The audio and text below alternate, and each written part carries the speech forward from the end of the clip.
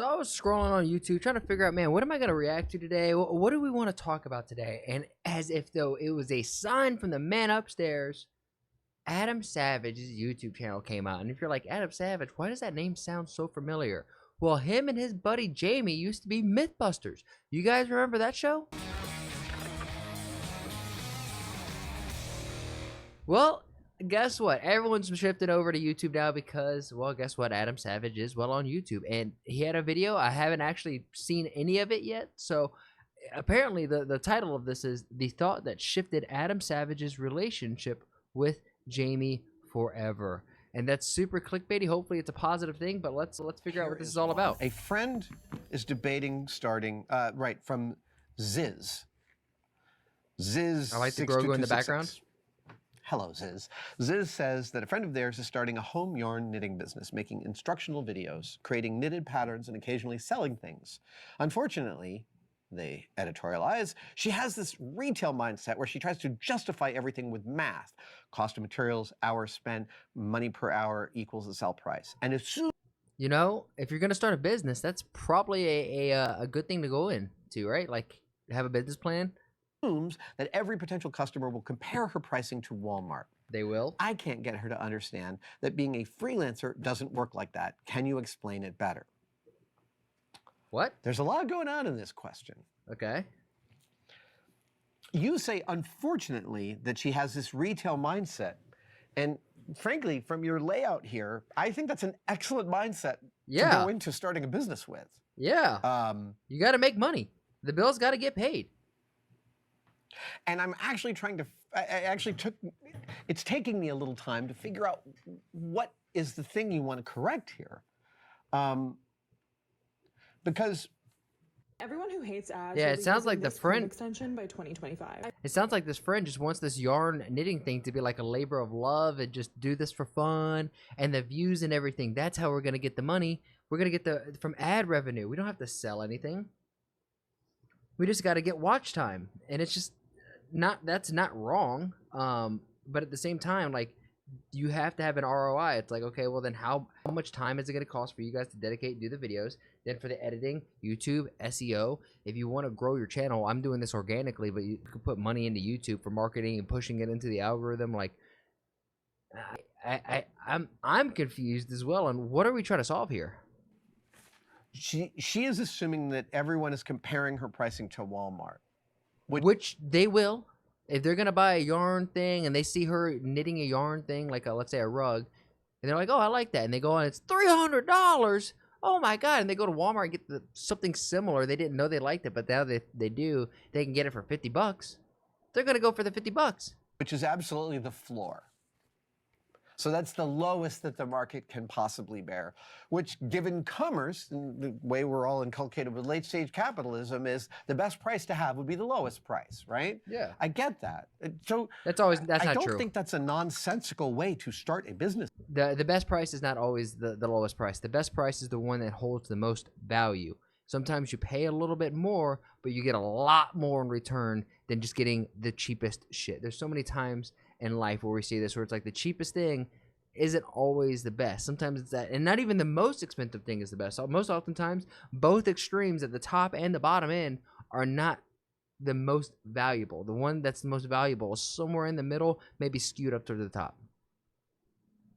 I don't think that's a nonsensical frame within which to start a business, to track your materials and hours spent and dollars per hour, and add that into the sale price. You need that. You have to have that. The difference between Walmart and your friend, or Walmart and any of us individuals wanting to start a business, is that a story, a message, and a community behind the product. There's an added aspect of there's a personal narrative in the object. It was made by a person for you, and that the story, the meaning, and the brand behind it. That's all it is. That personal aspect can add value, but not to everybody. Beauty is in the eyes of the beholder.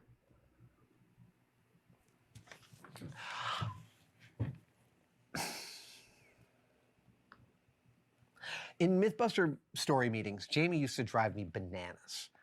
And one of the particular ways is she would ask questions that I would be like, here is one. We were plotting doing the All right, let's hear this out. Archimedes Death Ray, and we were getting ready to film with Encinal High School on Alameda, and we were trying to figure out how to aim our mirrors, and we realized that we could put up a net fence that would not block all the light, it would block very little of the light, but allow us to see a sight picture of the beam of our mirror. I think I should explain this just a little more clearly. When you are trying to get a whole bunch of people to aim their mirrors at a same location, it's very difficult for them to see where their shine, even with any more than like 5 people. It's very difficult to figure out which mirror reflection is yours. Okay, that makes sense. And you can't just make it a convex mirror because it only has a single focal point. So please stop thinking that way. It's got to be a flat mirror, and you've got to be able to see where it's landing. The solution that I came up with for Archimedes Death Ray was put up a long fence of netting, and then I can potentially see on the netting my reflection, and then I can see where it overlaps with the thing that I want to hit. And we're in this meeting, and I said, so yeah, Dennis, could you order 200 yards of some white netting? And Jamie said, I think we should get black netting. And I said, I'm your football obsessed best man. when All about the netting. Huh? That's what it is? The netting got him? Really? Because we're trying to see light reflecting off of it. And he's like, yeah. And I'm like, well, more photons are going to bounce off the white fence than the black fence. And Jamie gave me this look, which he delighted in giving occasionally, which was this like, if you say so, but the actual result could be different. And I thought to I got to this point of like, are we actually having this discussion that he is debating with me whether something white reflects more photons than something black? And then this thought occurred to my head in that second, which was this. It does suck to see it because it seems like they were 2 good friends, and as Mythbusters went along, everyone kind of goes their own way, you know? Like, I know you've seen this in your life. If you're 30 like me, go back into high school. You had some really close friends then, but it seems like everyone's journey, not everyone's, but in our journey, in my friend group, we had this journey where all our roads were right next to each other, we're high-fiving and whatnot, and then our roads, our journeys all started going different things. Some people started going, up and to the right, down to the left. Oh, they took a hard right and started running down that path, and yours just keeps going, right? Sometimes their path will loop back, and you get to have your friend back again. But in this case, it seemes like Mythbusters, it was just like a shotgun blast. It was like Mythbusters they were good. They were in the barrel. And as soon as some point in time passed, that we're saying bullet, and Mythbusters came out of that shotgun shell or the barrel, and just like a buckshot or whatever, it just like spread, and all of them went their own different ways. Do I have to solve this problem now? Or will the world solve this problem for me later? And the moment I asked that, I realized, oh yeah, we can go ahead and get black fence. And if that turns out to be a problem, we can fix it.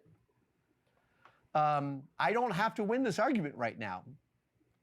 And frankly, so what ended up happening is we got out on site, the black fence didn't work at all. We had to paint netting white. Oh my God, I was so mad.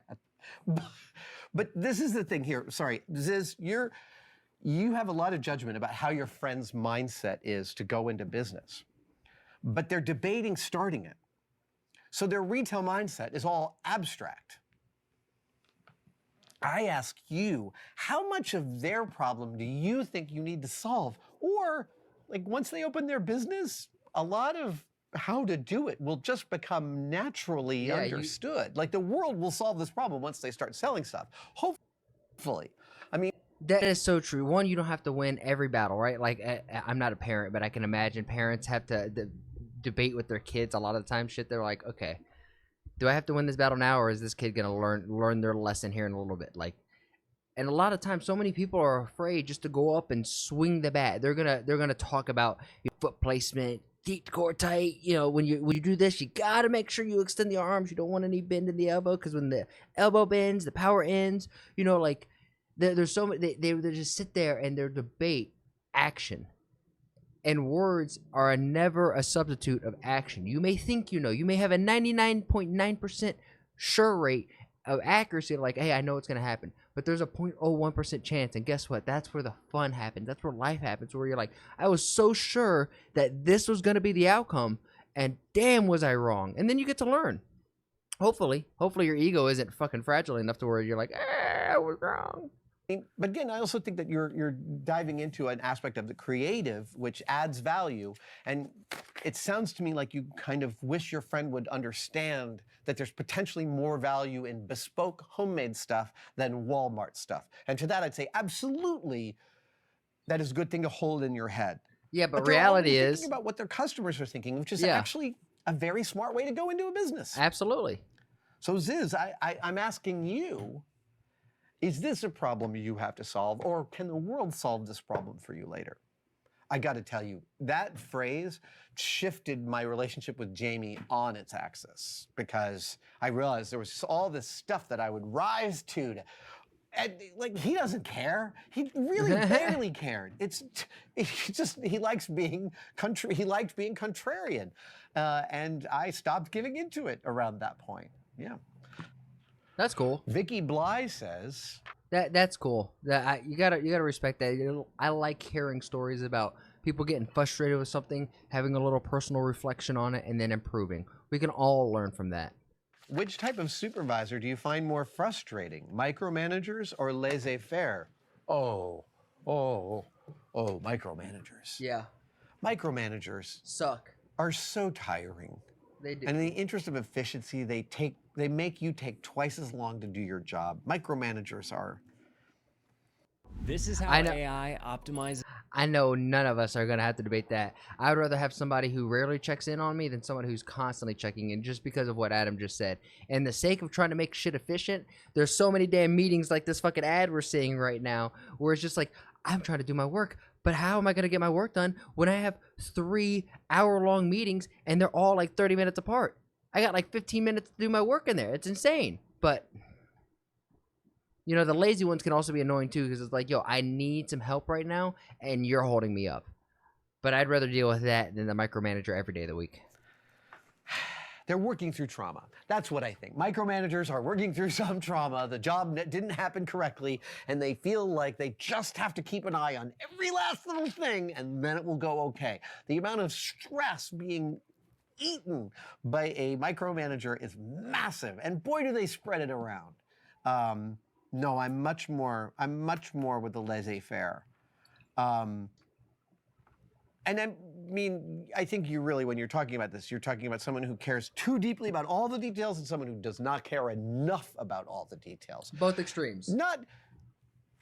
I have certainly had supervisors who like didn't even seem to hold the client's wishes in their hearts, and they were difficult to work for. You do want to feel like you're pulling on the same rope. But I submit that there's a lot more room to do that with a laissez-faire supervisor than there is with a micromanager. Yeah, there's more room to grab that rope.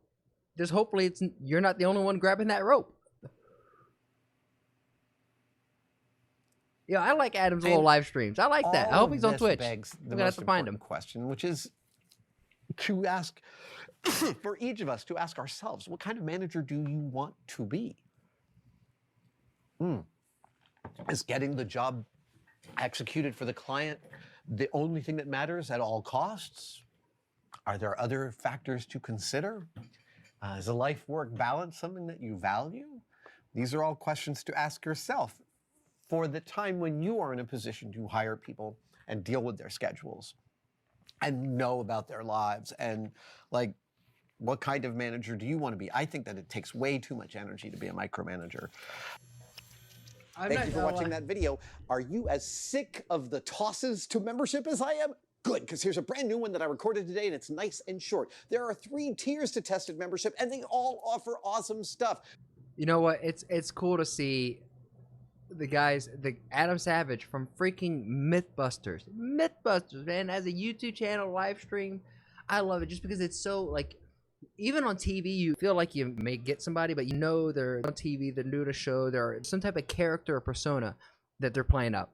But when we're here on YouTube, and it's this long form kind of letting things play out, and the same thing with live streaming is even a more exaggerated example of it, it's cool to see, you know, who the individual behind Adam Savage is, the soul within it. And it's one of my favorite things about YouTube, about live streaming now. It's just authenticity reigns supreme. But if you guys like the way the words are flowing out my mouth, if you're picking up what I'm putting down, join our little breakfast club. I call it a breakfast club because we got people from Canada, we got people from Poland, from India to England, down under in Australia. We got people from all over in here, and I love it because we get to all our different. It's cool because everyone's a real fucking person behind a computer, behind the phone. So when like in the comments, when you get to engage and react with each other, you're not talking to bots. This channel is so small; it's just real people. And I think we're all down to earth. We all work. We're all trying to better ourselves. We're all trying to make ends meet. We're all trying to, give back a little bit and be better. And it's just cool to see that that's just not an American thing, right? That is not just American, but there's people out in India. Bobby, you freaking goat.